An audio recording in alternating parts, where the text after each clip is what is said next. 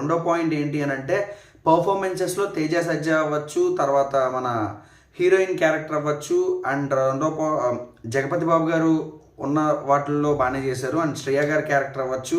వీటన్నిటికి బాగా స్కోప్ ఉంది. స్కోప్తో పాటు స్టోరీని నడిపించే ఒక క్యారెక్టరైజేషన్ని డిజైన్ చేసుకున్నారు. At the same time getup శ్రేణి గారి కామెడీ కొంచెం కొన్ని చోట్ల బాగా వర్కౌట్ అయ్యింది, కొన్ని చోట్ల అంతేం లేదు.